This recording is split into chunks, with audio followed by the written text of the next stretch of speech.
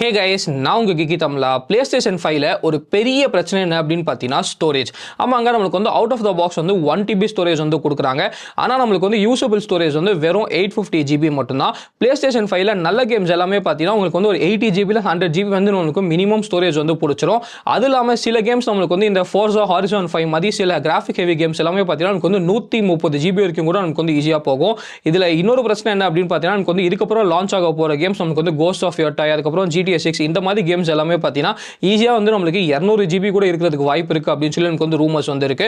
So இப்போ வந்து நீங்கள் அந்த 850 GBல நீங்கள் கொஞ்சம் கண்டிப்பாக ஸ்க்ரீன் ரெக்கார்டிங்லாம் பண்ணியிருப்பீங்க. அது இல்லாமல் நீங்கள் வந்து கேம் இன்ஸ்டால் பண்ணோம் அப்படின்னு பார்த்தீங்கன்னா ஒரு 6 கேம்லேருந்து 7 கேம் தான் உங்களால் வந்து மேக்ஸிமமாக இன்ஸ்டால் வந்து பண்ணிக்க முடியும். ஆனால் இதில் ஒரு பிரச்சனை என்ன அப்படின்னு பார்த்தீங்கன்னா நீங்கள் வந்து ஒரு தடவை வந்து புது கேம் வந்து இன்ஸ்டால் பண்ணணும்னா நீங்கள் வந்து பழைய கேமை டெலிட் பண்ணிட்டு தான் நீங்கள் வந்து புது கேம் வந்து இன்ஸ்டால் பண்ணுற மாதிரி இருக்கும். ஸோ நீங்கள் வந்து புது கேம் வந்து இன்ஸ்டால் பண்ணும்போது நீங்கள் வந்து PlayStation ஸ்டோரில் வந்து டவுன்லோட் பண்ணிட்டீங்கன்னா உங்கள் நெட் ஸ்பீடு ஏற்ற மாதிரி அட்லீஸ்ட் உங்களுக்கு வந்து ஒரு 3 ஹவர்ஸ்லேருந்து 4 ஹவர்ஸ் வந்து ரொம்ப ஈஸியாக வந்து எடுக்கும். அதே மாதிரி சிடியை போட்டால் கூட நமக்கு வந்து காப்பி ஆகிறதுக்கு PlayStation 5 ஸ்லோவாக தான் காப்பி பண்ணும். ஸோ உங்களுக்கு ஒரு தடவையும் பார்த்தீங்கன்னா கேம் வந்து காப்பி ஆகிறதுக்கு ஒரு 2 ஹவர்ஸ் வந்து எடுக்கும். ஸோ நீங்கள் வந்து டெய்லி பார்த்தீங்கன்னா இல்லாட்டி வாரத்துக்கு ஒரு தடவை நீங்கள் வந்து இந்த கேமை டெல் பண்ணிட்டு புது கேம் ஏற்றுறதுக்கு திருப்பி அந்த கேமை டெல் பண்ணிட்டு திருப்பி ஒரு புது கேம்லாம் ஏற்றுறதுக்கு அப்படின்னு பார்த்தீங்கன்னா உங்களுக்கு வந்து சலிப்பு வந்து தட்டுரும். ஒரு வருஷமாக நானும் இந்த பிரச்சனையை வந்து ஃபேஸ் பண்ணிருக்கேன். ஸோ ரொம்ப காண்டாக வந்திருக்கும் ஒரு கேமும் நீங்கள் வந்து டெல் பண்ணிட்டு புது கேம் வந்து ஏற்றும் போது. ஆனால் PlayStation 5ல ஒரு நல்ல விஷயம் என்ன அப்படின்னு பார்த்தீங்கன்னா உள்ள வந்து நம்மளுக்கு ஒரு SSD ஸ்லாட் வந்து கொடுத்துருக்காங்க. ஸோ அதில் வந்து நீங்கள் 8 TB SSD வரைக்கும் நீங்கள் வந்து ஈஸியாக வந்து போட்டு எக்ஸ்பேண்ட் வந்து பண்ணிக்கலாம். ஸோ இன்னைக்கு இந்த வீடியோ என்ன பார்க்க போகிறோம் அப்படின்னு பார்த்தீங்கன்னா உங்கள் PlayStation 5க்கு எப்படி வந்து சீப்பாக வந்து ஸ்டோரேஜ் வந்து எக்ஸ்பேண்ட் பண்ணுறது அப்படின்னு சொல்லி நம்ம வந்து பார்க்கலாம். அதே சமயத்தில் SSD வந்து இன்ஸ்டால் பண்ணதுக்கப்புறம் அந்த SSDயோட பர்ஃபார்மன்ஸ் வந்து எப்படி இருக்குது, நம்மளுக்கு வந்து ஸ்டாக் ஸ்டோரேஜோட நம்ம வந்து கம்பேர் பண்ணலாம். ப்ளஸ் கேம்ஸோட பர்ஃபார்மன்ஸ் கூட எப்படி இருக்குது அப்படின்னு சொல்லி ஃபுல் டீட்டெயில்டாக வந்து பார்க்கலாம். ஸோ நீங்கள் வந்து PlayStation 5 வந்து வச்சிருக்கீங்க இல்லாட்டி வாங்க போகிறீங்க அப்படின்னா இந்த வீடியோ வந்து ஃபுல்லாக பாருங்கள். உங்களுக்கு வந்து ரொம்ப ஹெல்ப்ஃபுல்லாக இருக்கும். ஸோ வாங்க ஆரம்பிக்கலாம்.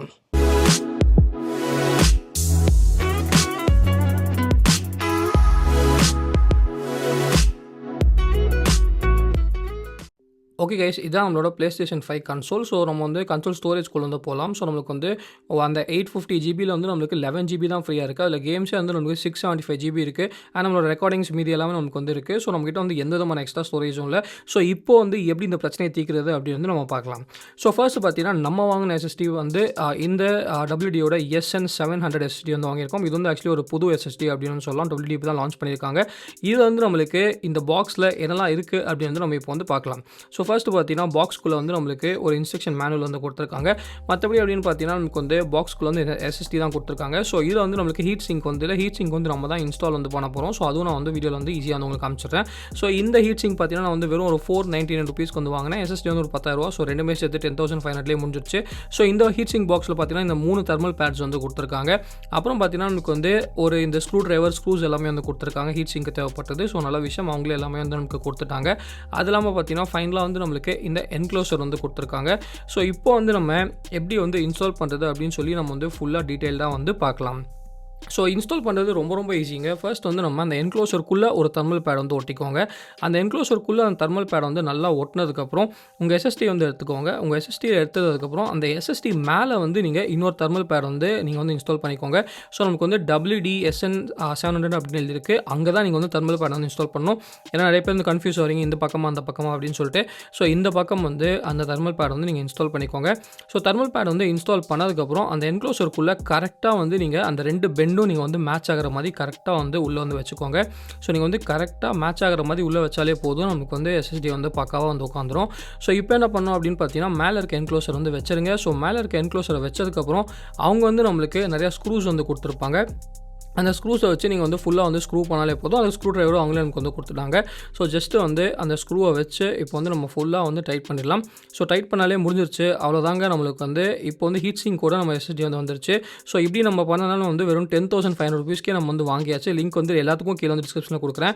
ஆனால் நீங்கள் வந்து இதுக்கு சோம்பேறிப்பட்டு ஹீட் சிங்க் கூட வாங்கணும்னு நினச்சிங்கன்னா நீங்கள் வந்து 18,000 செலவு பண்ணணும். அதுக்கு நீங்கள் வந்து காசு வந்து சேவ் பண்ணிட்டு இந்த மாதிரி நீங்களே வந்து ஃபிக்ஸ் பண்ணிக்கலாம்.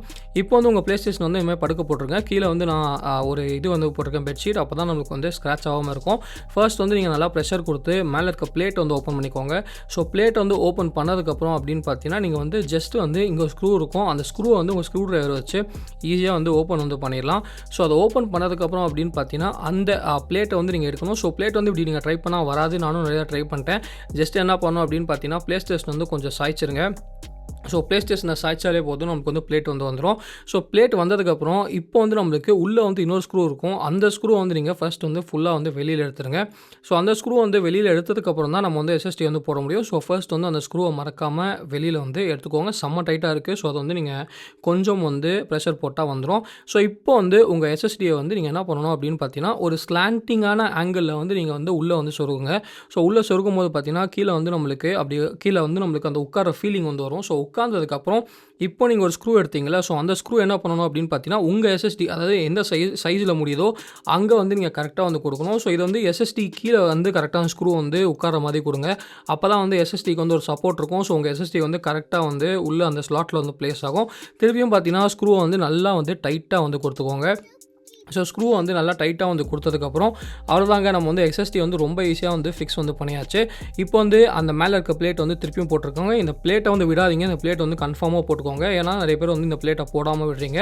அதுக்கப்புறம் பார்த்தீங்கன்னா இந்த ஸ்க்ரூவை வந்து திருப்பி வந்து ப்ளே ஸ்டேஷனுக்குள்ளே வந்து ஃபுல்லாக ஃபிக்ஸ் பண்ணிவிட்டு ஃபுல்லாக வந்து செமையாக வந்து டைட் வந்து பண்ணிக்கோங்க. ஸோ நல்லா டைட் பண்ணதுக்கப்புறம் நம்ம வந்து மேலே இருக்க பேஸ் பிளேட்டை வந்து இப்போ வந்து ஃபிக்ஸ் வந்து பண்ணிடலாம். ஸோ மேலே இருக்க பேஸ் பிளேட் வந்து திருப்பியும் ஜஸ்ட் வந்து நீங்கள் ப்ரெஷர் கொடுத்து அமுக்குனாலே போதும், நமக்கு வந்து ஃபிக்ஸ் ஆயிடும். ஸோ இவ்வளோ ஈஸியாக பார்த்தீங்கன்னா எஸ்எஸ்டி வந்து நம்மளால் இன்ஸ்டால் வந்து பண்ணிட முடியும். ஸோ இப்போ வந்து நல்லா வந்து நீங்கள் அமுக்கிட்டாலே போதும், நம்மளுக்கு வந்து ஃபுல்லாக வந்து உட்காந்துரும். ஸோ அதுக்கப்புறம் பார்த்தீங்கன்னா ப்ளேஸ்டேஷன் வந்து டிவியில் கனெக்ட் பண்ணிட்டு ஜஸ்ட் வந்து ஆன் வந்து பண்ணிக்கோங்க. ஸோ நம்ம வந்து இப்போ பூட் வந்து பண்ணலாம். ஸோ இப்போ வந்து நம்மளுக்கு ஃபர்ஸ்ட் டைம் வந்து மெமரி கார்டு இன்ஸ்டால் பண்ணதுக்கப்புறம் நம்ம வந்து பூட் பண்ணிகிட்ருக்கோம். ஸோ பூட் வந்து ஆயிடுச்சு. ஆனால் உடனே பார்த்தீங்கன்னா நமக்கு வந்து ஃபார்மேட் பண்ண சொல்லி கேட்குது. ஸோ நீங்கள் வந்து கண்டிப்பாக ஃபார்மேட் பண்ணி தான் ஆகணும். ஸோ நம்ம வந்து ஃபார்மேட் அப்படின்னு சொல்லி ஆப்ஷன் வந்து கொடுக்கலாம். ஸோ நீங்கள் வந்து ஒரு 2 செகண்ட் வெயிட் பண்ணிங்கன்னா நமக்கு வந்து ஃபார்மேட் வந்து ஆகிடும். ஸோ ஃபார்மேட் ஆனதுக்கப்புறம் எவ்வளோ ஸ்பீடு கொடுக்குது அப்படின்னு சொல்லி நீங்கள் பார்க்கலாம். கிட்டத்தட்ட 7000 MB/s வந்து கொடுக்குதுங்க. ப்ளே ஸ்டேஷனோட டிஃபால்ட்டான எஸ்எஸ்டியை பார்த்தீங்கன்னா வெறும் 5500 தான் கொடுக்குது. அதுக்கு மேலே ஃபாஸ்ட்டாக வந்து நமக்கு இருக்குது. ஸோ ஜஸ்ட் வந்து நம்ம ஓகே கொடுத்துடலாம். ஸோ ஓகே கொடுத்ததுக்கப்புறம் ப்ளே ஸ்டேஷன் வந்து நமக்கு பூட் வந்து ஆகிடும். ஸோ நீங்கள் வந்து ஒரு தடவை ஃபார்மேட் பண்ணாலே போதும், நமக்கு வந்து எஸ்எஸ்டி வந்து ரெடி ஆகிடும். ஸோ இப்போ வந்து இது என்னெல்லாம் செட்டிங்ஸ் இருக்குது, எப்படிலாம் யூஸ் பண்ணணும் அப்படின்னு சொல்லி நான் வந்து சொல்லியிருந்தேன். ஸோ ஜஸ்ட் வந்து நீங்கள் இப்போ வந்து நம்ம திருப்பியும் செட்டிங்ஸ்க்கு வந்து போகலாம். ஸோ திருப்பியும் வந்து நம்ம ஸ்டோரேஜ்க்கு வந்து போகலாம். ஸோ ஸ்டோரேஜ் போனதுக்கப்புறம் இங்கே பார்த்தீங்கன்னா நமக்கு வந்து M2 SSD அப்படின்னு காட்டுது. நம்மளுக்கு வந்து 2 TB வந்து அவைலபிளாக இருக்குது. ஸோ இப்போ என்ன பண்ணலாம் அப்படின்னு பார்த்தீங்கன்னா, நம்ம வந்து ஃபர்ஸ்ட் வந்து இன்ஸ்டாலேஷன் லொகேஷன் வந்து செலக்ட் பண்ணிக்கணும். ஸோ உங்களுக்கு வந்து இந்த கேம்ஸ் வந்து எங்கே இன்ஸ்டால் பண்ணணும் நீங்கள் செலக்ட் பண்ணிக்கலாம். நான் வந்து PS5 கேம்ஸ் வந்து என்னோட புது எஸ்எஸ்டியில் வந்து நான் வந்து இன்ஸ்டால் பண்ண மாதிரி செலக்ட் பண்ணிக்கிறேன்.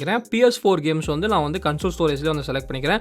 உங்களுக்கு எப்படி வேணாலும் நீங்கள் வந்து செலக்ட் பண்ணிக்கலாம். ஸோ நான் வந்து SSD யூஸ் பண்ணுறதா ரெக்கமெண்ட் பண்ணுவேன். நான் அதான் நமக்கு வந்து ரொம்ப ஃபாஸ்ட்டாக இருக்குது. பட் PS4க்கு வந்து அவ்வளோ ஸ்பீட் வந்து தேவைப்படாது.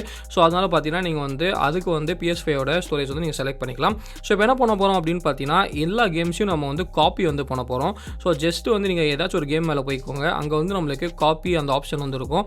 ஸோ அந்த ஆப்ஷன் வந்து நீங்கள் செலக்ட் பண்ணிக்கோங்க. இந்த மூவ் செலக்ட் பண்ணாலே போதும், ஆட்டோமேட்டிக்காக பார்த்தீங்கன்னா உங்களுக்கு என்னெல்லாம் மூவ் பண்ணணுமோ நீங்கள் வந்து செலக்ட் பண்ணிக்கலாம். ஸோ ஃபர்ஸ்ட் வந்து நான் GTA 5 மட்டும் செலக்ட் பண்ணிக்கிறேன். இது வந்து 100 GBங்க. ஸோ அந்த 100 GB வந்து ஜஸ்ட் வந்து நீங்கள் பார்க்கலாம் எவ்வளோ சீக்கிரமாக நம்மளுக்கு வந்து மூவ் ஆகுது அப்படின்னு சொல்லிட்டு. ஸோ ஒரு 100 GB வந்து கிட்டத்தட்ட வந்து ஒரு 25 செகண்ட்லேயே நம்மளுக்கு வந்து ஃபுல்லாக வந்து காப்பி ஆகி முடியுது.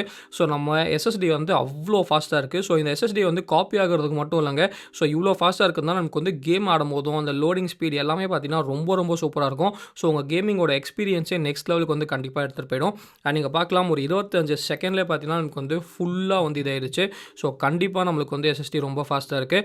ஸோ இது மட்டும் இல்லைங்க, இப்போ நம்ம என்ன பண்ணலாம் அப்படின்னு பார்த்தீங்கன்னா, எல்லா கேம்ஸையும் நம்ம வந்து ஃபுல்லாக வந்து மூவ் வந்து பண்ணலாம். ஸோ திருப்பி வந்து நம்ம ஸ்டோரேஜ் போய் பார்க்கலாம். நம்மளோட எஸ்எஸ்டியில் வந்து இப்போ GTA 5 வந்து வந்துருச்சு. ஸோ அந்த கன்சோல் ஸ்டோரேஜில் வந்து GTA 5 வந்து இல்லை. இதில் நல்ல விஷயம் என்ன அப்படின்னு பார்த்தீங்கன்னா, நீங்கள் வந்து எஸ்எஸ்டியிலேருந்து டேரெக்டாக வந்து இனிமேல் வந்து ஆடிக்கலாம். ஸோ நீங்கள் வந்து திருப்பி கன்சோல் ஸ்டோரேஜுக்கு அவசியமே இல்லை. ஸோ எஸ்எஸ்டியிலேருந்து நீங்கள் வந்து டேரெக்டாக வந்து ஆடிக்கலாம். ஸோ நம்ம வந்து இப்போ வந்து எல்லா கேம்ஸையும் நம்ம வந்து மூவ் பண்ணலாம்.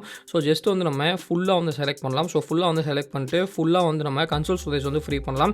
ஸோ கன்சோல் ஸ்டோரேஜ் வந்து நீங்கள் ஃப்ரீ பண்ணிங்கன்னா உங்களுக்கு நல்ல விஷயம் என்ன அப்படின்னு பார்த்தீங்கன்னா, ஃபர்ஸ்ட் வந்து உங்கள் எஸ்எஸ்டி வந்து அதோட ஃபாஸ்ட்டாக இருக்குது. ஸோ உங்களுக்கு வந்து கேமோட ஸ்பீட்ஸ் எல்லாமே வந்து ரொம்ப ஃபாஸ்ட்டாக இருக்கும். கேமிங் எக்ஸ்பீரியன்ஸும் நல்லாயிருக்கும். அது மட்டும் இல்லாமல் பார்த்தீங்கன்னா கன்சோல் ஸ்டோரேஜோட லைஃப் வந்து உங்களுக்கு இன்னும் கொஞ்சம் அதிக நாள் வந்து வரும்.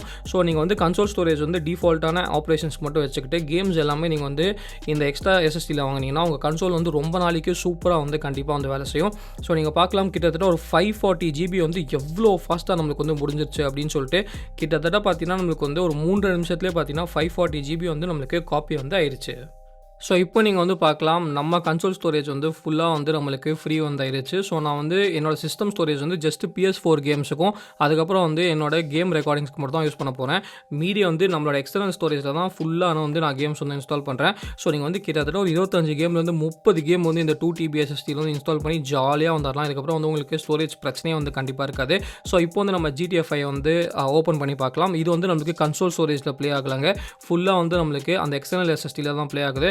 ஆனால் அது வந்து எவ்வளோ ஃபாஸ்ட்டாக லோட் ஆகுது அப்படின்னு நீங்களே வந்து பார்க்கலாம். ஸோ கேம்ஸ் எல்லாமே இப்போ வந்து செம்ம ஃபாஸ்ட்டாக நம்மளுக்கு வந்து லோட் ஆகுது. லோட் ஆகுறது மட்டும் இல்லைங்க, இப்போ வந்து என்னால் நிறைய கேம் வந்து இன்ஸ்டால் பண்ண முடியும். ஸோ ஜாலியாக வந்து ஆடலாம். ஒரு தடவையும் பார்த்தீங்கன்னா கேம் வந்து இன்ஸ்டால் பண்ணி அன்இன்ஸ்டால் பண்ணோம் அப்படின்னு சொல்லி அந்த மாதிரி பிரச்சனையே நமக்கு வந்து இருக்காது.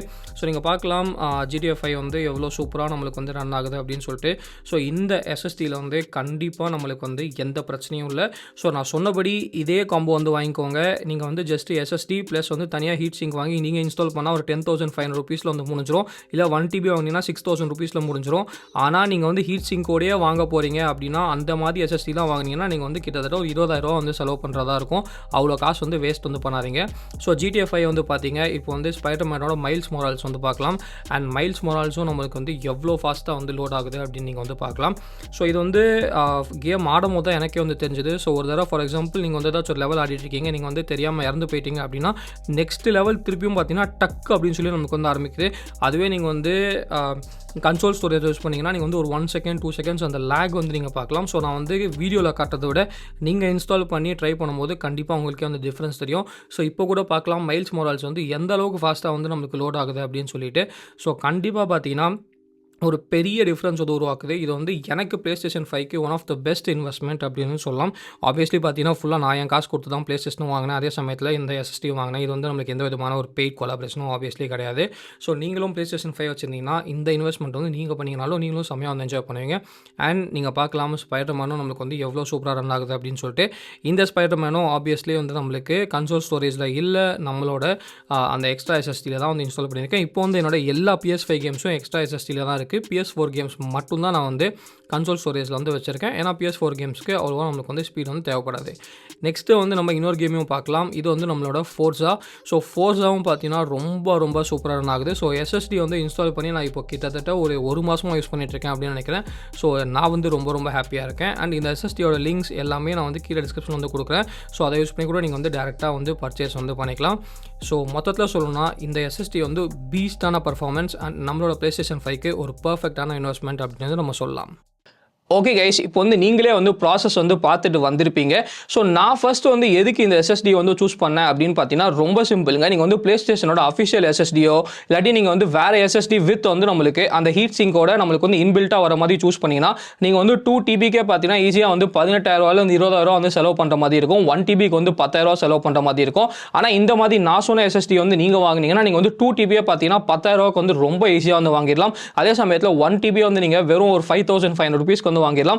அதுக்கப்புறம் ஒரு 500 rupeesக்கு மட்டும் அந்த ஹீட் என்க்ளோசர் வந்து நீங்கள் தனியாக வந்து வாங்கிட்டீங்கன்னா ஜஸ்ட் வந்து நீங்கள் அந்த ஹீட் சிங்க் எல்லாமே ஃபிக்ஸ் பண்ணிட்டு SSDயை உள்ளே வச்சுட்டிங்கன்னா நீங்கள் ரொம்ப ஈஸியாக வந்து PlayStation 5ல ஃபிக்ஸ் பண்ணி ரொம்ப சீப்பாக வந்து விளையாடலாம். ஸோ மொத்தமாக பார்த்தீங்கன்னா 2 TB வந்து நீங்கள் ஒரு 10,500 rupeesல நீங்கள் வந்து ஹீட் சிங்கோட முடிச்சிடலாம்.